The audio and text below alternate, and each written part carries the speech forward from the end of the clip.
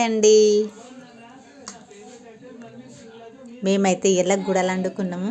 ఎప్పుడు గుడాలే చూపెడుతుంది అనుకుంటుర్రా, కానీ మేము గుడాలు అయితే ఎక్కువ శాతం వండుకుంటున్నాం. ఈ మధ్యాహ్నం అయితే ఈ మక్కలు ఉన్నాయి కదండి, పచ్చి మక్కలు అయితే అవిటితో గుడాలు వండుకుంటే టేస్ట్ మస్తు ఉంటాయండి. ఇప్పుడు 4 వద్దులు కదా, ఇప్పుడైతే మక్కలన్నీ ముదురుతాయి.